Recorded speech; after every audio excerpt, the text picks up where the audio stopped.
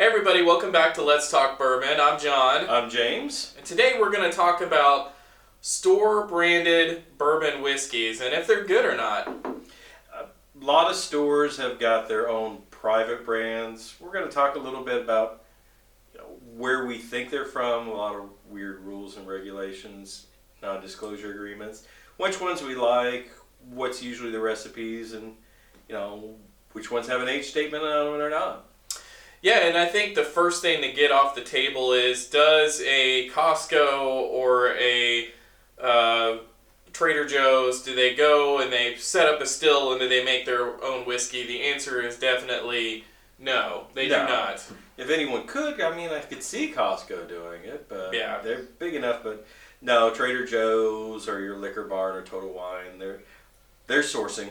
It's a contract agreement, so what they do is they go to a distillery and they say, please make us a brand of whiskey just for us, and we want to put our personal label on it. And so there is some kind of agreement that happens, but it is another, most of the time probably known brand that's behind the label of that whiskey, making it for them. It's kind of usually a very not well kept secret. They try and keep it secret, but you could mostly figure out what these are. And as we go through these, there'll be some telltale signs along the way. So let's go ahead and dive in. This first one is just kind of a fun one to open it up. We've done this by proof, guys, so these are really all across the board. The first one here is from Trader Joe's, and it is a whiskey made just for them. So in the region here in Kentucky and surrounding, you're not going to find the bourbon at every Trader Joe's. Sorry, depending on the part of the country you're in, you may or may not be able to get it. But this one was made specifically for Trader Joe's. It's a 4-year Kentucky bourbon, straight bourbon whiskey, and it is called Kentucky Best. So we'll give this one a shot. See if we agree. 80 proof. So is it only 80? Wow. So it's on the lower side. This is a wheated bourbon, so that's interesting. And little tidbit here, and they don't hide it, which I think is great. This is made by Lux Row. Well, figures if it's Weeder, since they're really known for their... Something we were just discussing about name changes just that's a couple right. of seconds ago. It's a little light on the nose. It's, But it's 80, it's 80 proof. Color is what you expect out of it, 80 proof. Mm-hmm.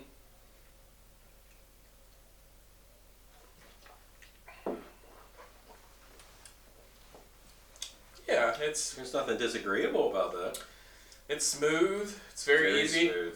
I don't know if I get so much of the wheat as I do the corn. It hits the major. I taste caramel and vanilla, but the bourbon food groups. Yeah. Yeah, I think it's not bad. It's not bad. There's no depth, but it's 80 proof. It's not hot. It's not abrasive. No, not at all. Probably better than your typical low shelf 80 proof whiskey. It's sippable. Yeah, it'd go down. And that's what, in the 20s, isn't it? Or lower? Yeah, this is about $20 for a bottle. So, you could do a lot worse for $20 bottle. Or it's an age-stated product, too. Pretty impressed. $20, 4-year bourbon, Yeah. What more can you ask for? Not much. For 20 in Trader Joe's. And for those of you that don't know, Lux Row just got bought by MGP, one of the well-known benchmarks of feeding all the good ryes out there to the world. But Speaking of contract distilling, oh, probably the biggest contract distiller out there. Yeah. Well, which is surprising because they don't do any of these. It's true. Do we know a store brand that MGP does? Not yet. No, I don't think so.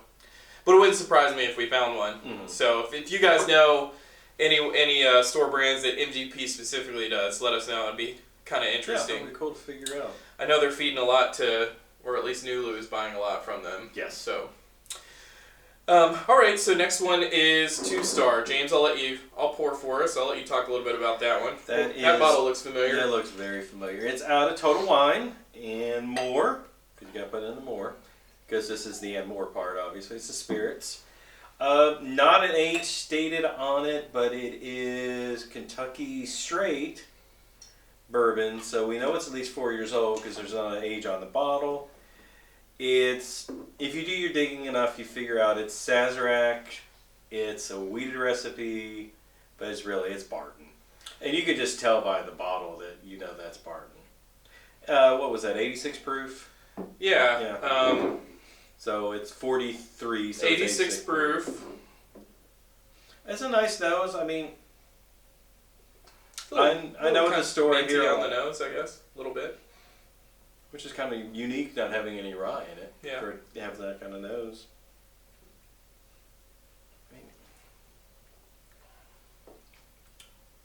It's also in the $20 range, so it's not going to set you back.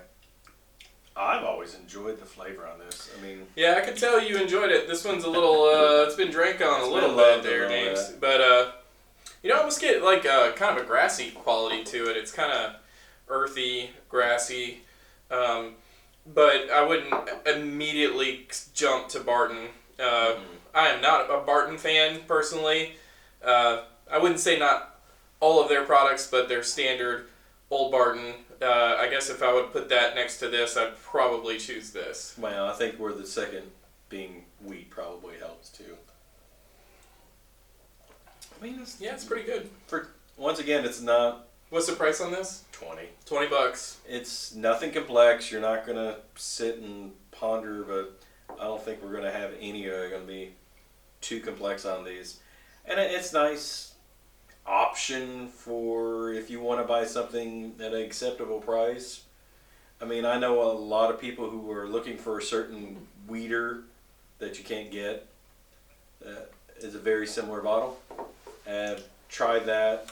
It's good, mouth-watering, and you know, the color is a little bit lighter, surprisingly, than this. Yeah. Than this juice, but I think it's pretty darn good, James. No, it's not bad.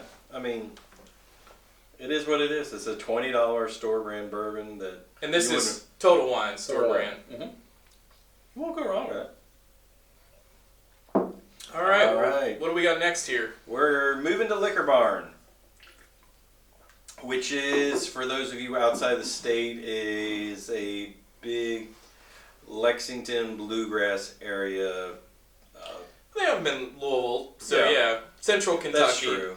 They're up in Louisville now. Central Kentucky, but you know, kind of a regional competitor, let's say, to Total Wine. Yeah, big regional competitor.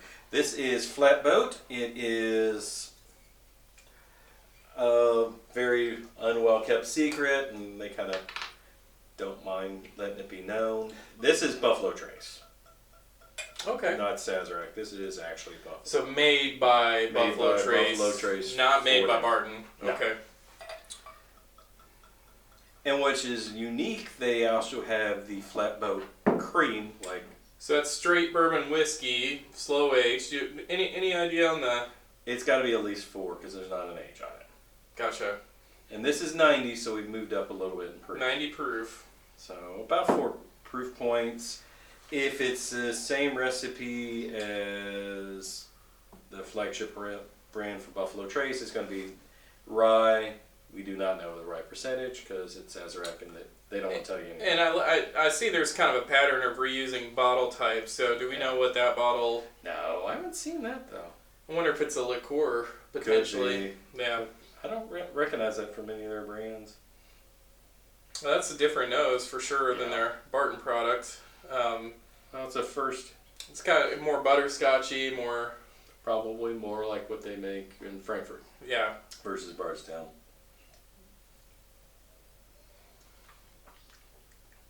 God, that's got a total different flavor. That's the first one I taste barrel. The rest of these were all grain driven. Mm-hmm. There's a little barrel notes in that. Yeah. A lot more vanilla in that too. So I'm going. On the whole, usually these are all going to be younger than the flagship brands for whatever distillery makes them. because you know, it's a Buffalo at least 6 usually, or a little bit older. Yeah.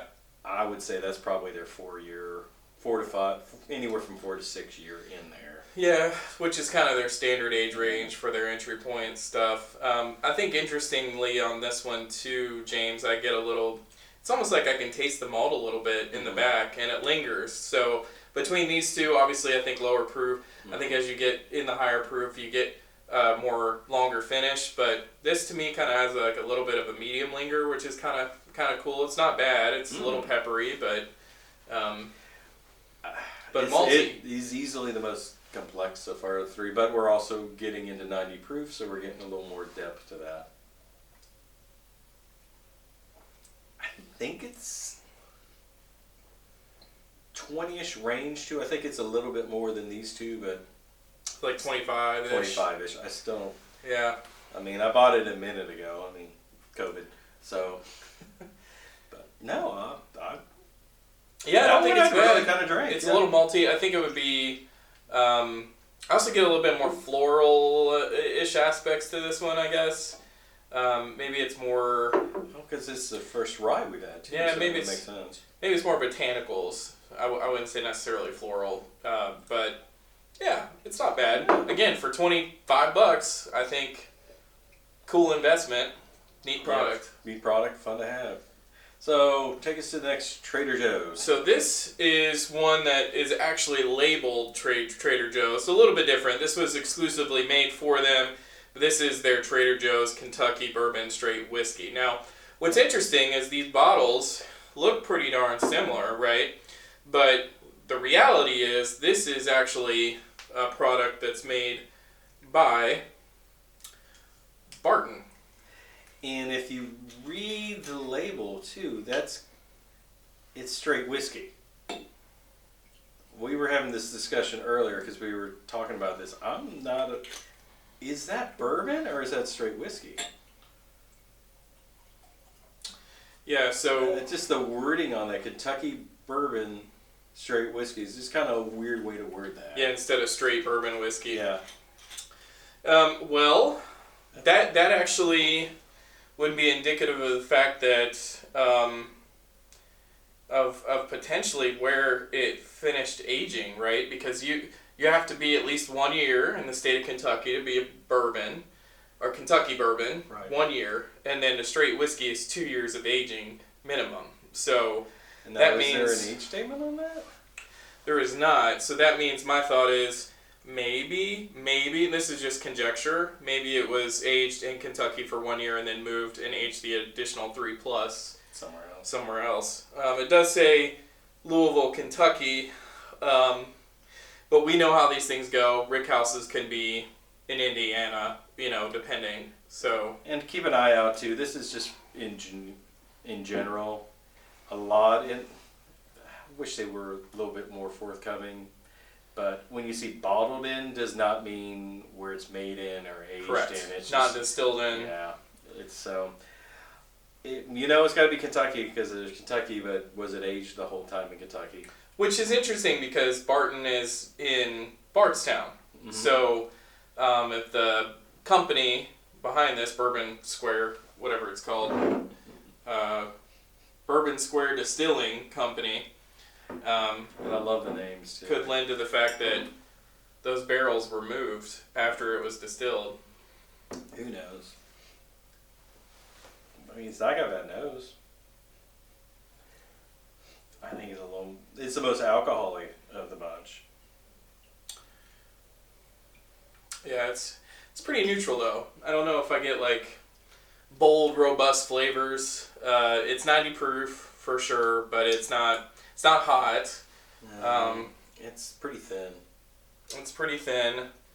I definitely get more alcohol vapors, like James said, on the nose. If they didn't have bourbon on it, I would guess this would be a blended whiskey, but it says bourbon, so Yeah, I mean that's kind of where I wonder. Although, well, that's true because this is something recent found out. The TTB rule of thumb is that if you could take a bourbon and a rye and mix them together and as long as it's more parts bourbon than rye, it can be called a blended bourbon whiskey. But there's nothing saying blended on it. Right, but what is confusing is almost every other label would say Kentucky straight bourbon instead of. So I guess we'll have to research that. Yeah, if anyone knows, let us know. I don't think it's bad. I would not care for it. For $16, $17. Okay, it's. I would make a cocktail with it. I think out of the four, it's got some funkiness that might be a fun Manhattan or a Boulevardier. It's the first one I wouldn't want to drink straight, normally. The rest are okay. But, surprising. Well, yeah, it's definitely completely different. Yes, yeah, without a doubt. So let's go to the biggest liquor seller in the world. Biggest liquor seller in the world. And here's a pro tip, because we like giving pro tips. If you live in a state that has like ABC regulations, oftentimes you don't have to be a member of a club to go in their liquor store. So that's a secret that I think a lot of those big box stores don't want to tell you, but here in the state of Kentucky, you don't even have to be a Costco member to walk into a Costco liquor store and buy alcohol, or a Sam's Club. So something kind of fun there. But given Costco's buying power, it's not surprising that they have their own brands. You guys have seen probably wine in there, and certainly different other spirits. And speaking to these distilleries, I am sure any of them would want to have these contracts, especially like a Costco. I mean, who wouldn't want to supply the world's biggest liquor seller? I would in a heartbeat. You want a brand? Sure. Sure. Amen. How much are you going to sell, and how much are you going to buy? And I think they're actually a retail enterprise that actually cares about the customer perception of their store brand. Where, I'm not saying that these other stores don't, but I think the Kirkland signature means something in their universe to them. This is the first, for sure, not Kentucky bourbon, though. Yeah, and actually the lore behind this was, once upon a time, Kirkland bourbon was actually Beam. In negotiating contract or something. I know lately, and we've seen a lot lately, that it's Dickel. So it's a 7-year Dickel. It's also easily the most expensive one up here. What's the price point on that one? It was in the high 30s, if I remember right. So it's also a 7-year, and I think this is that a 750. I mean, it looks like a big. No, it's a liter. 1 liter. Okay. It's a liter too. Well, 1 liter. And it's the highest proof at 103 for a 7-year. So easily, I could say safely, I think it's 3 years older than probably any of this here. But it's Dickel. Yeah. And Tennessee whiskey, Dickel sourcing to the universe. God bless him. I haven't dug in yet. What do you think? Nose? I like it. Their bottle and bonds lately for Dickel some of them have been really good hits. Yeah, nothing too. Nothing. It smells like bourbon. I mean, there's no outliers one way or the other that I would go. So it's a little aged. You can tell Nothing too overly alcohol-y on the nose. It's the cleanness of the bunch. Yeah, a little buttery.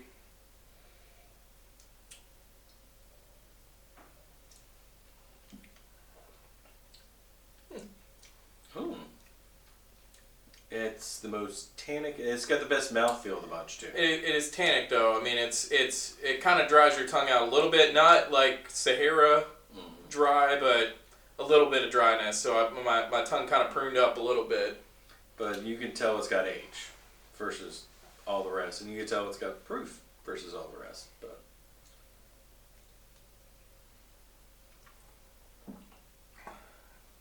I would sip that neat. That's nice. Yeah, there's one note that I get that kind of turns me off a little bit, but it's kind of like I get like a licorice. I get butterscotch candies. Okay. I got a lot of butterscotch on that. I can see the licorice on the finish. And licorice is not a note that I like, but It's not overwhelming, but I get it, and I'm kind of like, eh. I like the age on it. I like the mouthfeel. I like the butterscotch. Yeah, I mean, of the bunch, the ones I would want to drink neat would be these two. The rest, I would put in cocktails. But I would safely say, which is no offense. I mean, Yeah. So I those worked are, for Total for a while. so those are your top two. I would say my top two, if you want to spend a little more and get actually a liter, so it's the biggest size. Okay. And if you want to go outside of Kentucky for a bourbon, which there is bourbon outside of Kentucky, Kentucky just does it better, but value, I would go with flatbed. Well, and I'm probably going to deviate a little bit, and it's just because, if someone poured any of these, I would drink it. I'll just start there. That'll be my preface. Would never turn any of them down, but, and my choice of choices, I think my two would be these two. Okay. I think that one's a good one. It would stand up well as a neat or a cocktail. It's just not probably my favorite of the bunch.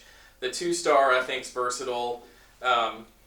Surprisingly, again, I get surprised easily by some of these Barton products that are off the main vein that really kind of do well, in my opinion, where other ones I'm just like, no thank you. So, begs the question, should we throw some of these in with some Barton's brands and do them blind and see what you really think? I think that'd be cool. Yeah, that'd be kind of interesting. Yeah, I mean, of the 5, there's only one that would, I would still drink, because it's a channel about drinking. But of the 5, there'd be only one I would kind of just hate drink. Cut out would be that one. I would just cut that out. Yeah.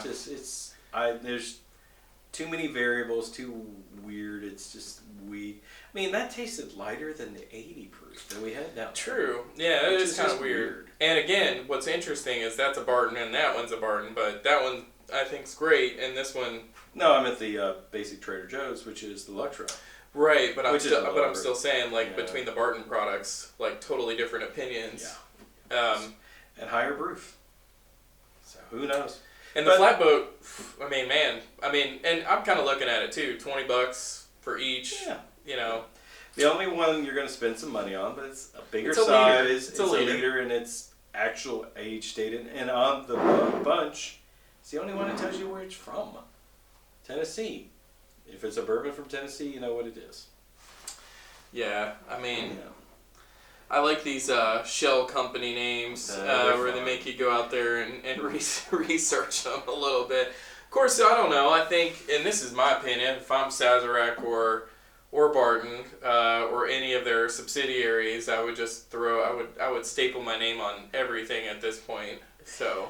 But okay, if you're that company and you really want to undercut something you're going to get 100% profit on, or something you share something with. So you just slap the shell company name on it, produce it, yeah. Or don't make it as much of a secret, but hey, everyone. Sazerac is the geniuses at making people figure out how to do stuff, and who's the 800-pound gorilla in the bourbon industry? So they must be doing something right. Yeah. So I get it. As a consumer, do I always like it? No, but you can't argue with success. It's true. They keep us on our toes, and we keep going back for more. Yes. So what does that say about us? So, well, anyway, guys, we really appreciate you sticking with us through this. We'd love to hear your opinion on some of these store brand bourbons, or some that maybe you've tried that we haven't had the opportunity to. So as always, like and subscribe above. That helps us out. Let us know what you think, and additionally, keep an eye out. We've got more episodes coming this year. We'll be drinking more and shooting more episodes for you guys, and keep the suggestions rolling in. We really appreciate that. So, as always, I'm John. I'm James. Thanks for tuning in. We'll see you next time. Careful when you do it.